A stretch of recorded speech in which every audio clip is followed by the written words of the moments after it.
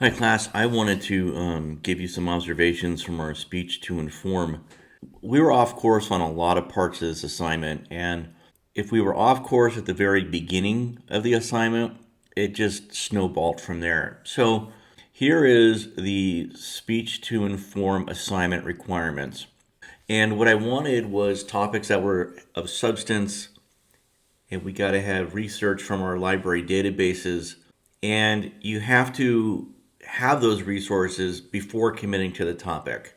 So, in other words, you might come up with a good idea for a topic, but if you don't have the necessary support from the required sources, we have to go in a different direction.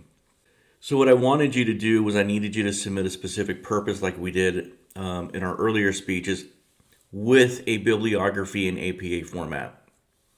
And some of the things that happened was I was receiving, in some cases, specific purposes that didn't even look like the correct format. Again, those lessons are in chapter 4. Or I received no sources, and that's not good. And then I received some that had various websites that weren't books, magazines, newspapers, academic journals. So here, in the assignment here, all of our source types needed to be included. And so in the video in chapter 6, I have a video specifically talking about how to orally weave your sources. That's going to rear its ugly head later in my observations. The topics that we needed to consider were things not about children. So our audience, again, public speaking is an audience-centered activity. Yet I'm receiving topics that specifically relate to children and examples that relate to children that is not being audience-centered. Some of these topics I've heard a million times, not interested. I want to hear something different. So here again, chapter 6 videos, I talk about how to gather data. And I even have a link here expressing and showing you what's an academic journal and what's a periodical. And yet I'm still receiving sources where students would claim that this is an academic journal. And then based on the reality, they're merely periodicals. Again, this is a very valuable link for you to learn the distinction between the two. And then you'll also submit your outline for your final speech into the final submission of the speech to inform assignment. Again, this is a 5-minute speech requiring a book, magazine, newspaper, academic journal, as well as your audience survey findings. I was receiving speeches to inform that were well over the 5-minute mark. I'm talking 8, 9, 10, 11. And here are the instructions. Compacting an informative speech into 5 minutes is hard. And that requires a lot of thought on your part as to what is the key essential information about this topic. Down here, I have the various assignments that we're going to be submitting. And by not submitting those, you'll receive a 5-point infraction per violation. I also am very clear on the very front end, failure to upload both your complete sentence and your YouTube link will result in a 0 in the assignment. Submitting the incorrect assignment will also give you a 0. So notice what I have here in all caps. Attention to detail is required on your part. So attention to detail is definitely an area of improvement that is needed. I even give you a little model in regards to how to submit your topic. Here's your specific purpose. Here's a bibliography in APA format. Notice that the author's last names are in alphabetical order. That's pretty important. So through your word processor and online bibliography generators, you can create an APA format and have it fully automated for you to use. The tools are there for you. As we scroll down, I even give you the criteria, the rubric that I'm looking at in regards to how I grade your speeches and what I'm looking for. And as we go through this, you'll notice that there's a lot of stuff here going on with the outline. And these criteria are almost word for word in your complete sentence outline checklists. I even talk about delivery cues, time requirements, and here are the penalties. Again, at the beginning of the semester through the announcements, I provided the Master Public Speaking rubric. And that gives you a very, very specific look at what points are awarded for what. So remember, we got these tools at our fingertips. So here, for the speech to inform assignment topics, again, upload your work in the assignment in Canvas using a PDF only. We've gotten better at that. For our speech, you must have a book, magazine, newspaper, academic journal, and bibliography. All source types must be included. This is kind of what we're looking for in a PDF. You got your name, date, COM 110, specific purpose. I mean, this is the format that we're looking at. And here is the bibliography in APA format. Again, I was receiving topics that were unrelatable for our audience of college students. I was also receiving specific purposes that didn't have the appropriate format. I received a lot of assignments that had no sources. So essentially what you're doing is you're inviting me to dinner without knowing what you have in the cupboards. You can't do that. You cannot do that.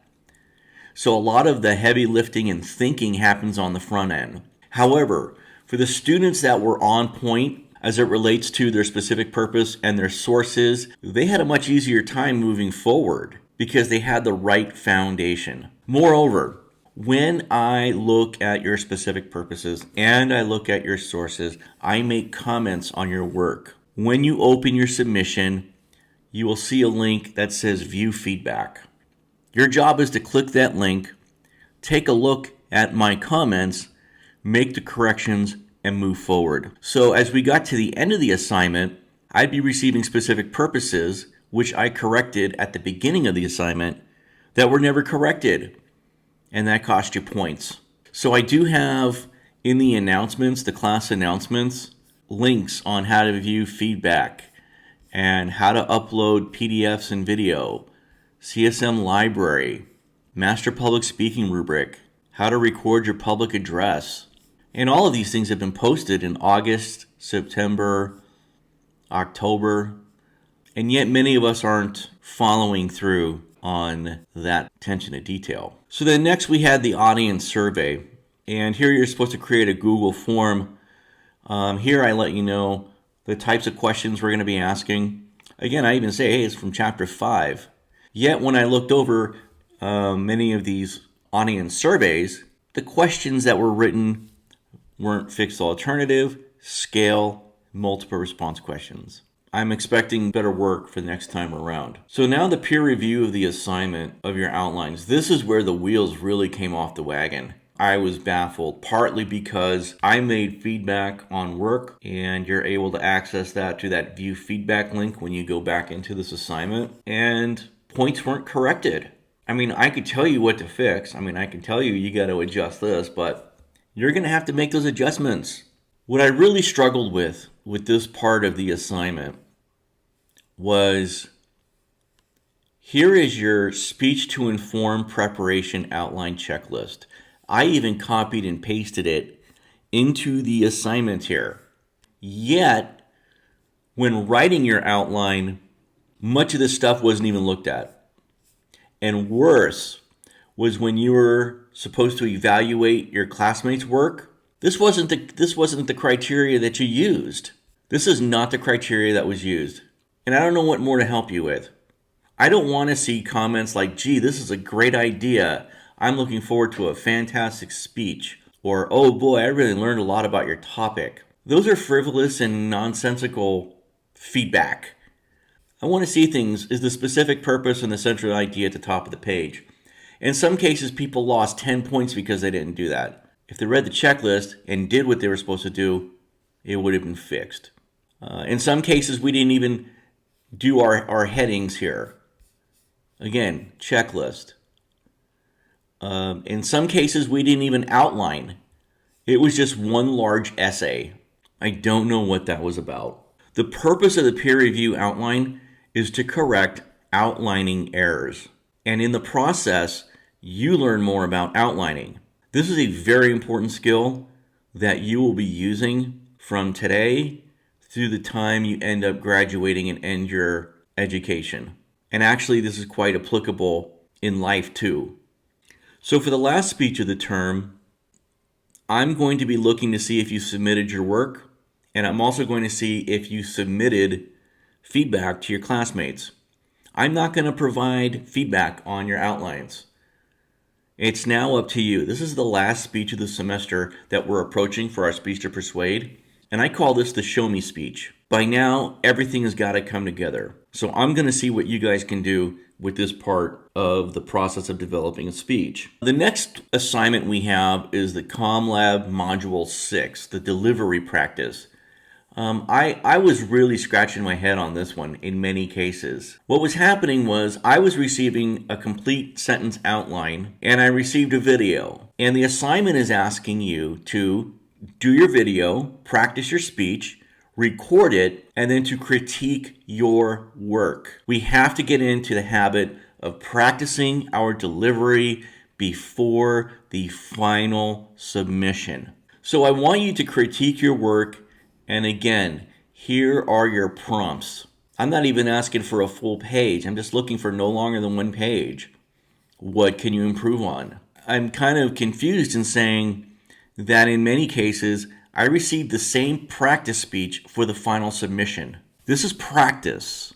Yes, we're talking about practice. This is the practice phase. This ain't the game, it's the practice phase. But I need you to be aware of these are the things that I'm really looking for when evaluating your delivery. So when we do the practice part of the delivery, I need you to submit your video of your speech and then a one-page critique of your delivery. As we get onto the topic of delivery, camera angles are an interesting beast. I'm receiving a lot of low-angle speeches. So in other words, you have your video camera low, pointing straight up. And what I want you to do is I want you to have your camera more at eye level and further back so I can see you from the waist up, as opposed to a camera looking right up your nose when delivering a speech. Keep that in mind. And then as we move forward on this idea, which we'll touch upon a little bit on the final submission, we're not editing these speeches in regards to cutting, inserting parts. No, we're not doing that. You get penalized for that. I don't think in a real live speech situation, you're going to be able to edit your work while you're doing it. And that completely defeats the purpose of what we're trying to do here. And it's really obvious when we're able to see that on a recording. Okay, moving on. The final submission. So here's the final submission assignment. And I write, please upload your final complete sentence outline in a PDF and a link to your YouTube in this assignment. And then I even talk about failure to upload both your complete sentence outline and your YouTube link by the due date will result in a 0. Submitting the incorrect assignment will result in a 0 for the assignment. Again, in bold, all caps, attention to detail is required on your part. At this point in the program, this should be a no-brainer, and I can't tell you how many people dropped the ball and only submitted either an outline or the video. This is just something I don't understand. And so I think we have a lot of room for improvement. Again, if you take a look at the assignment, I'm even again telling you the criteria I'm looking for when I grade you, and yet we're not delivering. For the last speech of the semester, I'm expecting a lot more. I think part of my frustration derives from looking at test scores and looking at those assessments that cover all of these things that we're talking about and the implementation of those lessons. There's just a very, very wide discrepancy between the two, and it's disappointing to see. As we move forward, I'm expecting a lot more for our Speech to Persuade. I'm looking for perfect outlines, strong delivery, where we're not making the silly mistakes that we could catch on those complete sentence outlines, on the research component, APA format, how to orally weave sources. Those have got to be all on point. And this is where I kind of get a sense as to what did you really get out of this course. And that's going to give me a good indication of that. Now, with all of that said, I think we've had some really good work submitted, some really good work. And I want to continue encouraging you to keep trucking on that. I just want you to know that you have so many available resources just in our textbook, through my announcements, for you to do really well. It's all there for you. It just is, I think it's a matter of focus and time commitment to do your best on your last assignment. So those were some of my observations. I'm hoping we can carry forward into our Speech to Persuade.